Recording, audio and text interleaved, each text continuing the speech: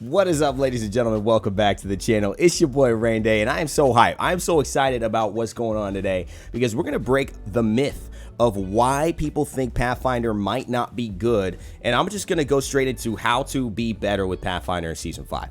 I know that he's gotten a big nerf. I know that there are a lot of things that you may be thinking about him from the visual perspective of 15 to 35. Wow, this guy sucks. But I guarantee you he's been winning tournaments still that I cast at the highest level of Apex. He's still picked up in scrim lobbies. He's still used by high-level players. So there's a disconnect, and I want to connect the audience and the information so that you all know how to dominate with this legend who's still very powerful in Season 5. Before we do that, though, big thanks to EA. You know, they're sponsoring me. They sponsored me last week. I actually am just getting around to this video today because so much has been going on in the world, and I actually got a little late on this, so I appreciate them. But there's a new Pathfinder skin if you want to get involved.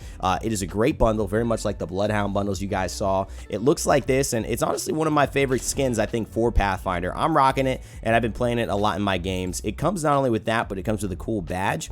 Also comes with a weapon charm and a cool skin for the Havoc, which is one of those things that I think is much needed in Apex Legends. I like Havoc skins, but this is probably my favorite one, especially since it's a legendary skin. You got the Molotov cocktail as a weapon charm that comes with it as well, and the arrows with the green touch are probably my favorite part about it. I don't know, what do you guys think about this? Let me know if you have the skin. Let me know if you're excited about it. The other thing you get is 1,000 Apex coins to spend in the store or to use on things like battle pass points, or even to catch up on treasure packs that you don't have in order to do the latest quest that ends up showing up. So I appreciate you guys. Let's get into the video though, talking about it, and again, all that info will be in the description below. So today we're talking about Pathfinder and why he is a great legend still in Season 5, and how you can be a better Pathfinder in 10 simple ways. These are going to be clean, they're going to be crisp, but hopefully what they'll do is just like a great outline for a book, or maybe an outline summary for a project that you're doing. It's going to give the person you're sending that outline to a very clear direction on how to perform. And if they just follow those notes, they will be able to put together something that's going to be an A grade. And that's what I'm trying to get to you guys here. Something that's just very simple, but very clean, that you understand how to play this character. First of all, let's talk about the grapple nerf. 15 to 35 seconds was rough, and I know that a lot of people instantly said, well, this character is not viable. But like I said again, there is conflicting evidence that directly supports that Pathfinder is still viable, meaning that he has been winning tournaments still at the highest level of Apex Legends. And so let's connect the dots on how to play him, even though you have to play him differently than before, and you can't use his grapple as recklessly as you had before. The first thing, so the way to use a grapple. We're going to go through 7 points of how to use a grapple, 3 points of how not to use a grapple, and 1 mentality point at the end that should bring it all together. And at the end, I'll reset and summarize all of those most important points for you guys.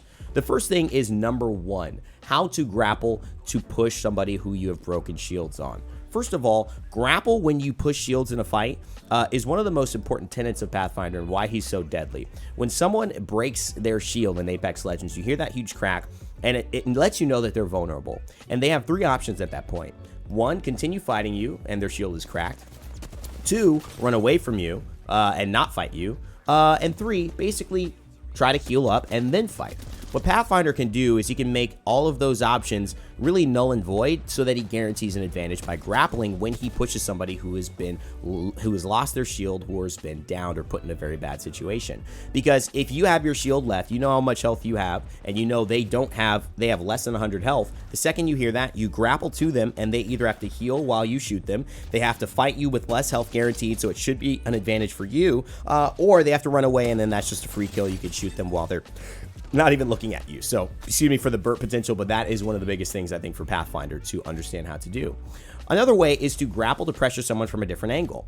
Whether you're fighting someone on the left or the right, or maybe straight in front of you, grappling to allow your team to kind of pincer the enemy is one of the biggest things you could do to improve your game.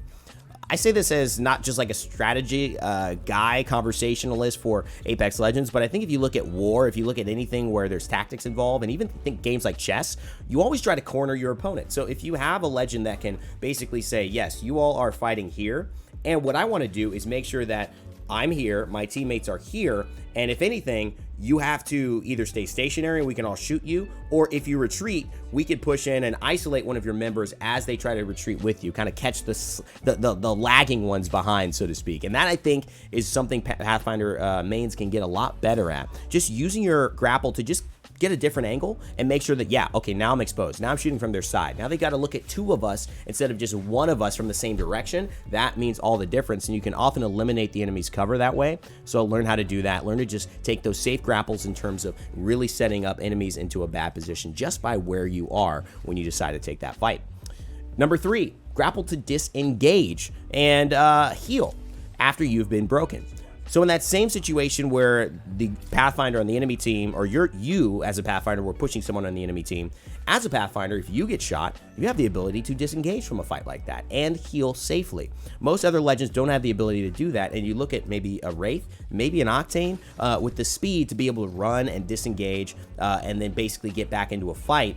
And Pathfinder really has still the best tool in the game, I think, to quickly disengage, a burst mobility option, and just get to a place where he can safely heal and then go back into engaging with the enemy. And this is one of those things that people forget. It didn't change with the number nerf or how well he could do it. It only changed how often. And I think when you look at how often, well, you only need 1 good one per fight. And that is going to be the difference maker, especially if you use it correctly. Number 4, grappling not just to heal, but grapple to disengage and run.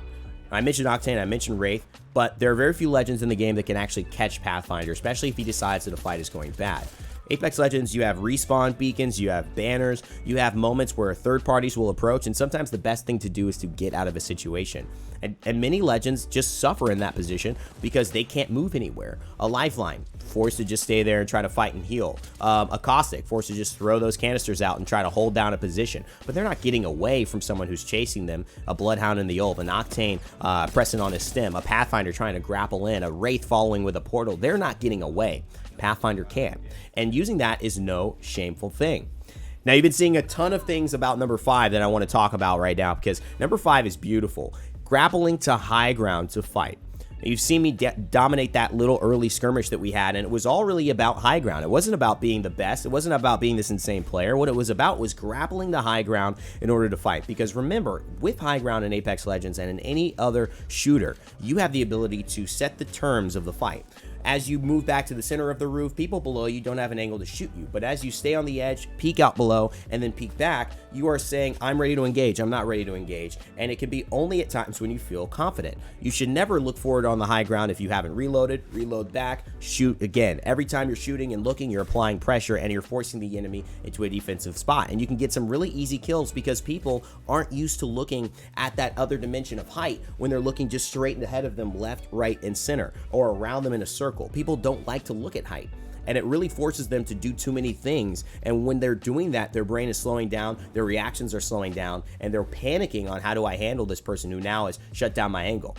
Again, another way to look at it is a sniper on the roof. If you have a sniper on the roof, well, you don't want to walk on the street. You don't walk on the alleyway or the sidewalk, because you know the sniper can see everything and he has a shot to potentially take you down. So you have to be careful about if a sniper is on the roof, and that's what Pathfinder can do. Just really give you that vantage point to allow you to be successful in fights that you normally wouldn't ever have and most legends don't have access to. Let's talk about high ground in another way. High ground, number 6, grapple to heal and assess the fight on high ground. Now, very much like a sniper on a roof, or maybe looking like a scout here, sometimes you do get in a pickle, but you don't want to leave. You don't want to just disengage from the fight completely, but you want to see what's going on. I like to use this in third parties. Remember, you know, you're fighting one team, another team shows up. At the end of the day, you're like, I see 2 Bloodhounds, I see a damn Lifeline, I hear a Wraith portal, and I know there's an Octane jump pad here, but I don't see an Octane in sight. What the heck is going on? At that point, you may just need to figure out how many teams are fighting. Is it a solo? Is it 2? Is it 2 duos? Is it 2 trios? What is going on? And where are my teammates? What's the situation? Grappling to high ground is not just about fighting. It's about healing, because, like, very few people actually have that vantage point as far as being able to fight you from the level distance of high ground, so that you're probably not exposed to many people.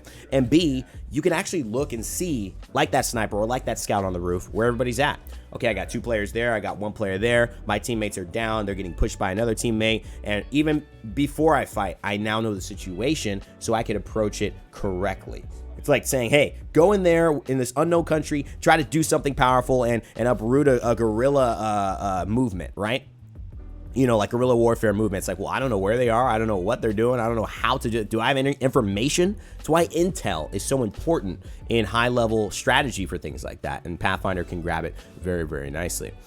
Number 7, let's get into the do nots. 7, 8, and 9 are more important than any other points in this list because these are the do nots. Number 7, do not grapple to places you can run easily, but will take an extra second to do so. This is the same thing I used to teach in Paladins, where there's characters who have movement skills, and it's very easy to try and use that movement skill because you're used to it more often than you should. If you could simply run and walk to a place, just run and walk to a place. Why go into a fight potentially with a 35-second cooldown when you can just move to the next step? And yes, it will take you longer, but the ability for you to use your grapple in a moment of stress is much more valuable than using it when you could just walk a place. Right here, I'm using it because I desperately need to disengage because I took some horrible Havoc shots. Number 8, do not grapple into a fight with no downs or damage without a plan. Very much like Loba's translocator. Why would you throw that into a group of 3 people who are ready to shoot you? If you grapple into a fight with no plan and no down, the entire team is just going to say you have no cover, you're vulnerable, and now you can't get away from us. You've given away the best thing about Pathfinder just by using that grapple without having an understanding of the information or knowing that you're not at an advantage. Stop doing that. You'll probably eliminate half the deaths you have, because I know that's probably how a lot of people die who are aggressive players like me who think they're better than they actually should be. But just a good lesson for all of us, a great reminder. Number 9, do not mess up your grapple, which is the hardest rule because I can't tell you really any way to not mess up your grapple except you have to practice it. Messing up your grapple right now is probably the worst thing they can do because you have only one. It is all these other rules of how to do it. They're so much more stringent now because of the cooldown, and you just can't really risk messing it up because it will just cause you so much more pain than before because you don't have it back in another 10 seconds. You have it back in another 30. So the issue here is really, I think that there is less wiggle room to be a less experienced Pathfinder, but for beginners, don't take that as a bad thing. So many guides, so many ways to learn. I've talked about it before in my How to Play Pathfinder guide if you haven't seen that, and there are other people who do great grapple tutorials and who I've learned from as far as becoming a better grappler with Pathfinder. Once you practice that, get in the training range, I believe you will experience a much better time this season and just feel more confident.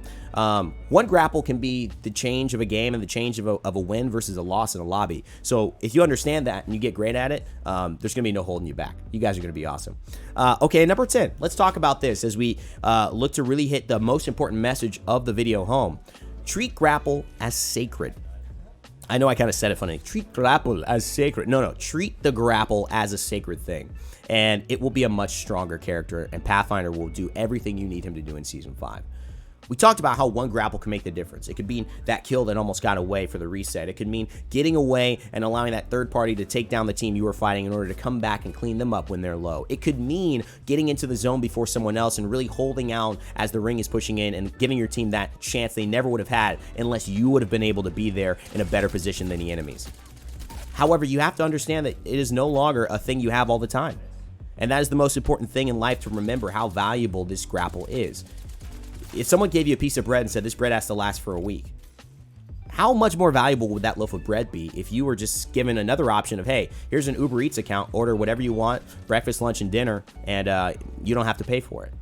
How much would you feel about the bread you were given for only a week that's supposed to last? How much more would that bite matter? How much more care would you give to it versus the bread that came alongside your Olive Garden dinner out of one of your 3 meals every single day? See, when we understand how important something is, we can change.